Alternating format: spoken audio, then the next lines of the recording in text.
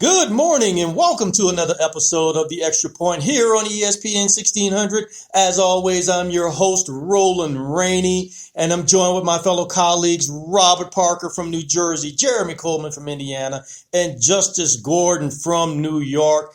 Gentlemen, there's a lot of free agency frenzy going on, but let's talk about not free agency, but let's talk about some of the players who have made some significant splashes in the offseason already. Now, the very first one I want to bring up has a lot of controversy around it because of how he ended his time with the Philadelphia Eagles. Some of the, let's say, poor publicity or bad publicity he's gotten from it, and that is Wentz. He is now with the Colts. What did you guys think?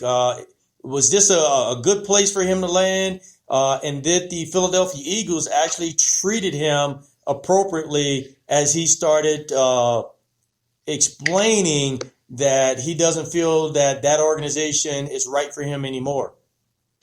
Well, I think it seemed like a very logical place for him to end up. He didn't want to be in Philly. You know, with Frank Reich being the head coach in Indianapolis, it just seemed like the perfect marriage, and he basically came out and said that that's where he wanted to go because he knew Frank Reich still believed in him. He still believes he can be, you know, that MVP-type player that he was, 3-4 seasons ago. And I feel like the Colts got away with a little bit of a grand larceny as far as a trade goes here.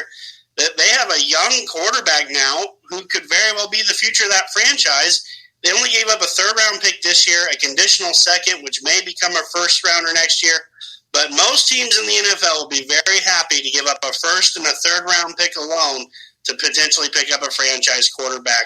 People here in Indy were at first, a little skeptical at first because they don't remember the Carson Wentz that played 3 years ago. They only remember these past 2 years where he's been beaten up and hasn't played well.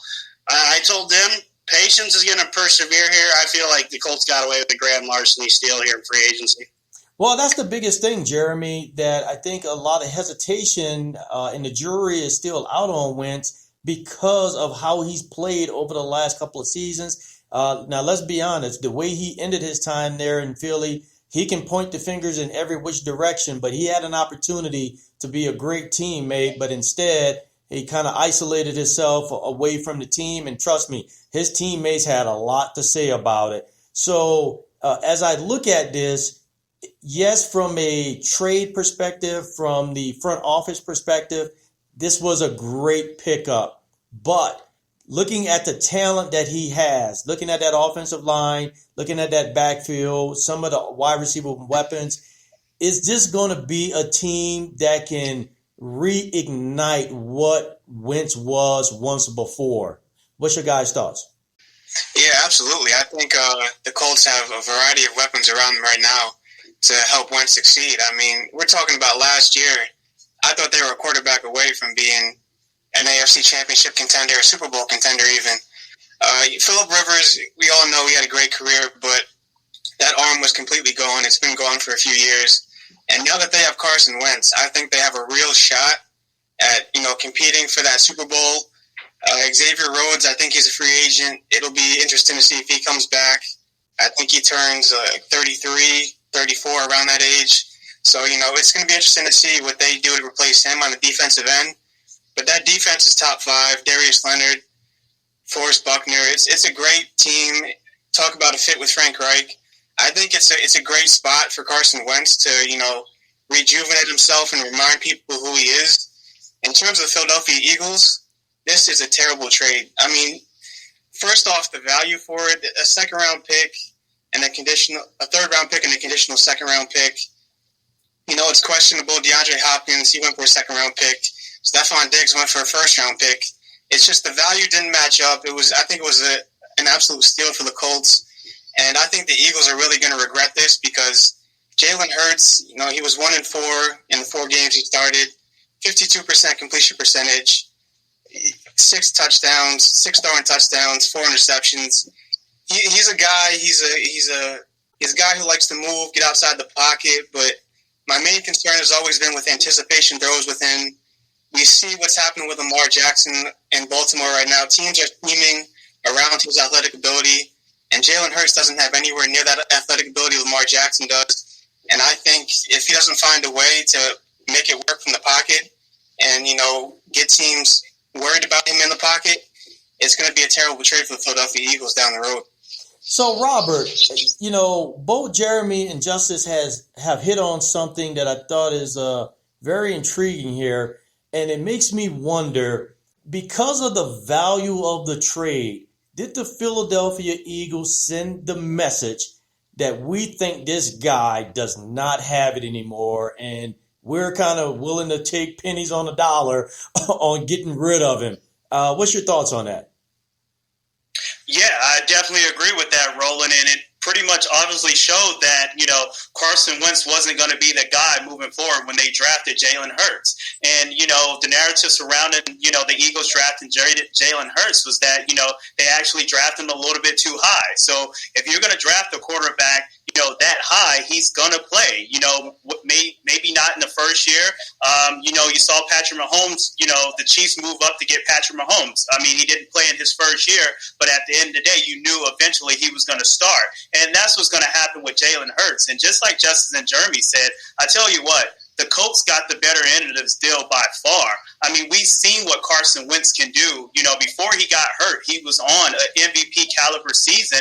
And I'm so happy for this Indianapolis Colts franchise because, you had the early retiring of Andrew Luck. So just like Jeremy mentioned, you can get a quarterback who's still young and can be that franchise quarterback moving forward.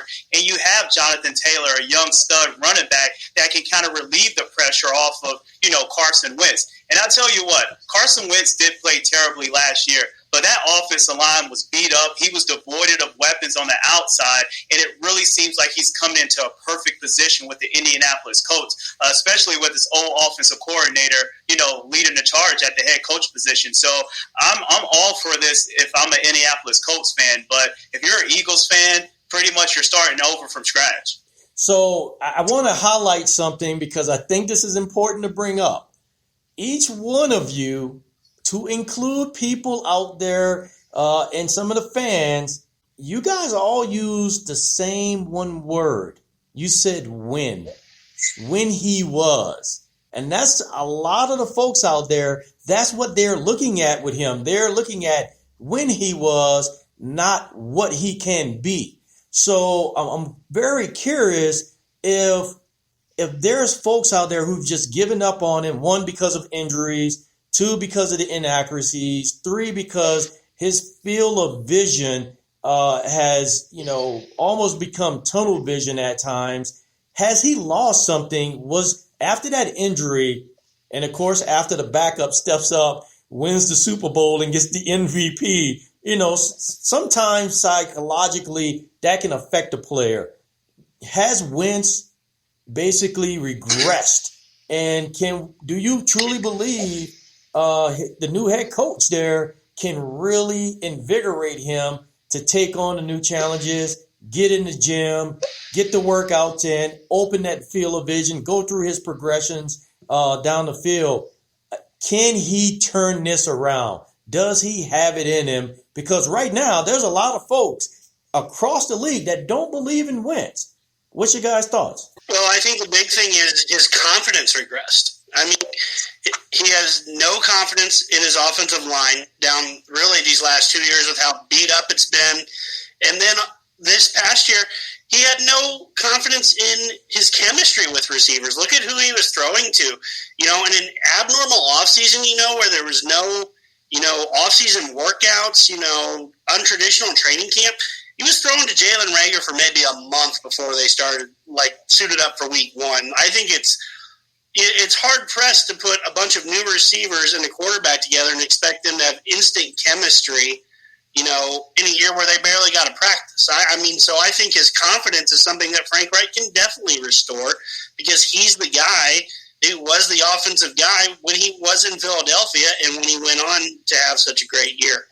Well, I tell you, the one thing that is very promising, and Justice hit it on the head, these guys were just a game away from flipping the table on what the actual Super Bowl may have looked like. So when you actually look at that, and they were able to pull that off with a Phillip Rivers, hey, if you get a Wentz with some confidence back, get some of those mechanics down, then you might have a team that is a serious, serious threat. And of course, they're going to pick up a couple of other players here in the offseason. So, I mean, truly the sky's the limit for them. I think there's a lot of positive things that they can take away. We'll see what it all boils down to. So let's kind of swing this over to something that I'm very curious on what your thoughts are. I know there's a lot of fans who are excited about this particular pickup, but I'm going to tell you, I got a lot of reservations about this one. And this is J.J. Watt going to the Arizona Cardinals. Look, gentlemen, let's kind of put a couple of things in perspective, right? 3-time Defensive Player of the Year, can't defeat, you can't, refute that. The guy's legit. But here's a couple of things that he said and how his contract was structured, right? So we're looking at $31 million with $23 guaranteed. He definitely knows the quarterback. Matter of fact, they have a great relationship. He definitely has a relationship with several other players on the team. He has a relationship with the defensive coordinator, Vance Joseph, who was there with the Houston Texans for 3 seasons. Then you start looking at, okay, who is he teaming up with? So he has Chandler Jones. Look, that could be a pretty unique dynamic duo. And plus you got B2 behind him, Baker. That definitely can give him some confidence there. He also talked about this team being a team that is hungry. Now, all of that sounds great. It sounds awesome. I'm getting into my little bit of Stephen A right now. When Stephen A gets very cynical about the Dallas Cowboys, that's kind of where I'm at right now. I'm getting cynical about, is this the right fit, or is this a guy who is at the end of his career because of the health issues, all the different injuries? It's a great pickup because it draws media attention. It draws the fans in. Look, he's a great leader in the locker room. He can motivate a lot of the young guys. He's already stated that a lot of these young guys are in the gym. He loves that aspect of them. Is this the right fit for J.J. Watt? Robert, I'm coming to you. Yeah, just like you said, Roland, I have some reservations in regards to, this move with J.J. Watt going to the Arizona Cardinals. Now, if you asked this question a couple years ago and you asked me, was this a good move? And I would have said, yeah. But, over the past couple of seasons, we've seen the deterioration of J.J. Watt, from his health and injury standpoint. And I tell you what, J.J. Watt said he wanted to go and compete for a Super Bowl. And I tell you what, going to the Arizona Cardinals, I don't think you have a legitimate chance of competing for the Super Bowl. I mean, me personally, I would have loved to see J.J. Watt go to the Pittsburgh Steelers to play with his brother. I would have loved to see J.J. Watt go to the Green Bay Packers or, the Tampa Bay Buccaneers or someone who's right on the cusp of actually winning the Super Bowl. But going to the Arizona Cardinals, and I know he has a lot of, trust in Kyler Murray and DeAndre Hopkins and all of those guys. But if J.J. Watt is going to be the piece to bring you over the top and help you win the Super Bowl, I just don't see it right now in the latter part of his career. Well, that's something that he's talked about. He's actually stated several times that, no football team out there should be waiting and building 3-4 years down the road to try to get to a Super Bowl. They need to be doing it right here, right now, in the year that they're in. I just don't know what he sees, with the exception of relationships and a hungry team, that the Cardinals are prepped and primed to catapult themselves as a Super Bowl contender right now. I don't know, Jeremy. Yeah. What you said, Arizona's hungry doesn't mean they're necessarily ready to go all the way and win a Super Bowl. I don't think they're a team that's like a piece or two away. I feel like they're a solid year away before they're even really considered a real contender. So very puzzling to me, me being a Steelers fan. Yeah, it would have been great to see Watt in Pittsburgh. But the reality is that the cap situation in Pittsburgh was never going to let that happen. And if the Steelers wanted to make it happen, they needed to move a lot faster than they have this offseason. They would have needed to make a much firmer decision on whether Ben was going to give up all this money like he did this week. But just a puzzling move overall. Yeah, I would have figured him, being a good fit to go down to Tampa Bay, win one with Tom Brady, or maybe go up to, up north with Green Bay and Aaron Rodgers and winning one up there. I thought those two, if he really wanted to chase the ring, those were the two destinations I thought he was going to go to. I know Buffalo was mentioned. They're not as close as those other two teams are. With his health issues, is the $23 million guaranteed a smart move on the behalf of the Cardinals? Well, the interesting thing about that is he was getting a bigger offer from contenders, Super Bowl contenders. He was getting offered more money from the Colts and, teams like that. So when you kind of look at it from that aspect, yeah, $23 million guaranteed seems like a lot, but there were a lot of other teams offering him more money. So I think that makes it even a more puzzling decision, because you have these top contenders offering you more money, and you choose a team that's kind of sitting in the back seat right now for less money. I mean, the only thing I can think of is DeAndre Hopkins. He must be really good friends with DeAndre Hopkins. He must be really good friends for that move, yes. That is the only thing that makes sense to me, because, yes, Kyler Murray is a stud. Yes, Chandler Jones is a top 5 edge rusher. You got Isaiah Simmons, Buda Baker. They got a lot of good pieces to moving forward, but like Jeremy and Robert said, I look at Green Bay. There is no better fit. Going back to Wisconsin, playing with Aaron Rodgers, Jair Alexander is probably the most underrated player in the league right now. A top 2, top 3 corner. They have a legitimate chance to win a Super Bowl, and that would have been the place that I would have loved to see him go. And, we're going to see, what this Cardinals team can do. But like Robert said, I think they're a good year or two away from actually being a Super Bowl contender. Well, and to me, real quick, just to add what Justice said, you had a chance to go play for 2 Hall of Fame quarterbacks, and you chose Kyler Murray, who, don't get me wrong, has a chance to be very good, but he still has a little bit to prove too. So I just thought it was very interesting that you pass up an opportunity to play with 2, Super Bowl future Hall of Fame quarterbacks when chasing the ring was supposedly the thing you wanted to do this offseason. So this is very interesting. So let's peel the onion back on this one. This is a great conversation. And for our fans listening out there, I hope you're taking away some of these very valuable points that the team here is putting together. One of the things that intrigues me the most about his decision, and I'm wondering about this, a lot of players like J.J. Watt, when there are relationships in place already, and being a very vocal player that he is, a locker room leader, so forth and so on, they think they can have an impact in the sense of how their side of the ball is orchestrated. So when I look at the relationship that he has with Vance Joseph, is he thinking that I'm going to go in here with this legitimate relationship and transform that defense and put my stamp on it? This is going to be my defense. This is going to be, along with Vance Joseph, this is going to be kind of our moment to put something unique together.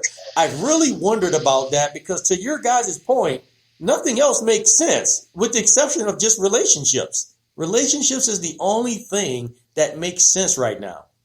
Well, you know what? Just to talk about that, Roland, with the relationships, and that's understandable to a certain extent. You normally want to go into a work environment where you have those working relationships where, the job might be a little bit easier, where you might be a little bit more comfortable in the workplace. And just like you said, J.J. Watt has those relationships with a lot of the people in that Arizona Cardinals organization.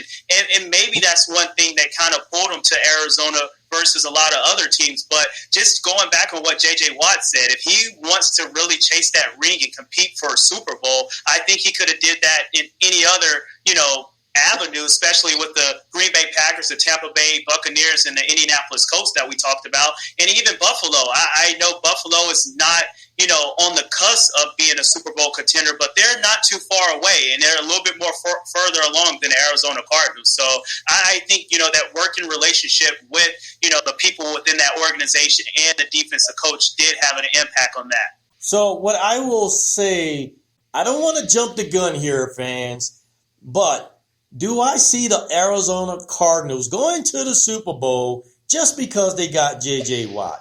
The answer is no. No.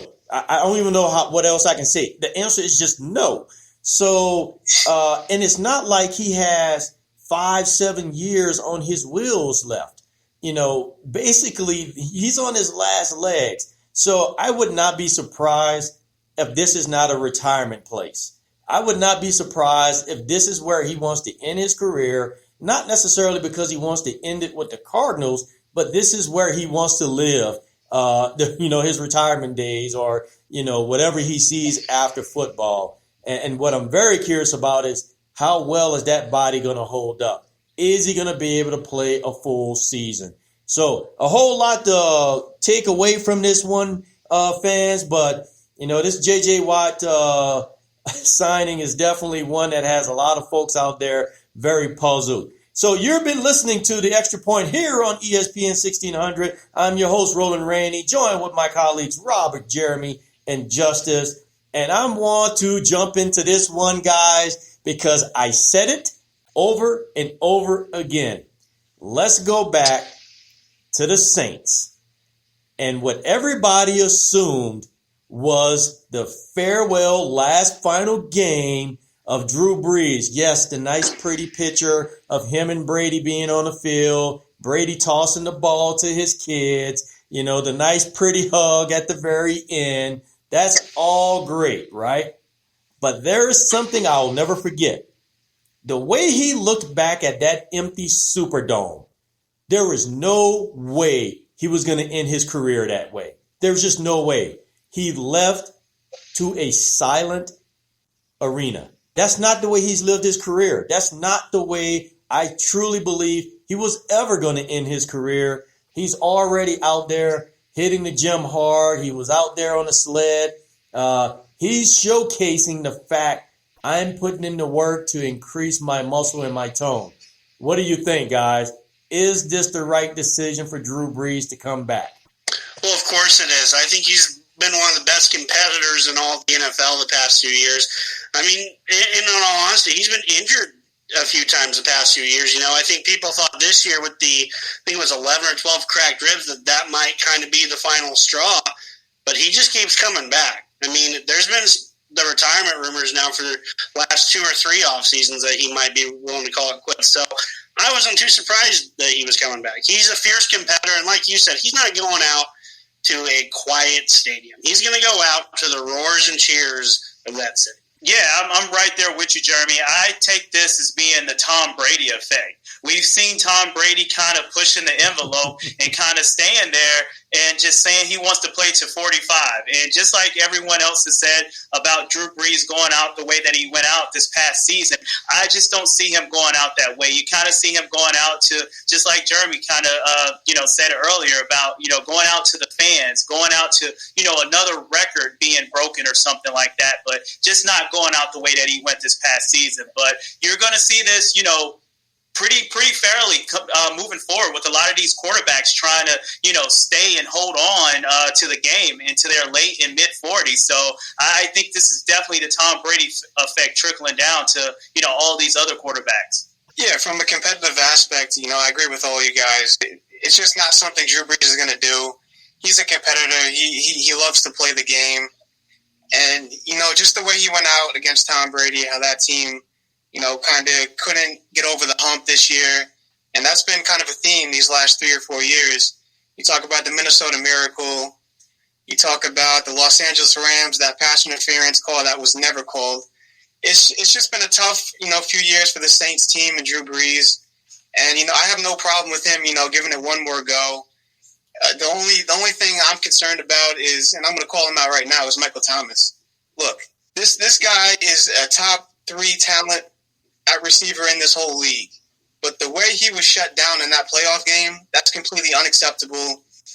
he's got to do better. He got paid like a number one receiver, and he needed to come up in that moment. So with Drew Brees coming back, I need a spark under Michael Thomas because, you know, this team has what it takes with Marshawn Lattimore, with the pieces they have on defense. They have the pieces to do it, but the theme has been the key players haven't stepped up in the key game over these past few years. And I expected Michael Thomas, you know, to be that player that we've all seen this past year. And to see what he did was very disappointing. So, you know, I hope Drew Brees, you know, can get this team together. I hope he stays healthy. He broke 11 ribs this year or so. I hope he can stay healthy. And I hope this team can, you know, really get over the hump this year because they're talented enough to do it. Yeah, once again, all of you guys hit the point. You know, the competitive juices are always going to be there with him. But the one concern that you always have to have is his health. Can he withstand the hard hits? We saw what happened this past season. We hope him nothing but the best. I think this is a good thing for the city, especially once we can get over this COVID hump and get people back in the stadium. Just maybe that energy could be regenerated and things can turn around there in New Orleans. Ladies and gentlemen, you've been listening to the Extra Point here on ESPN 1600. Have a great week, and we will see you here next week on the Extra Point.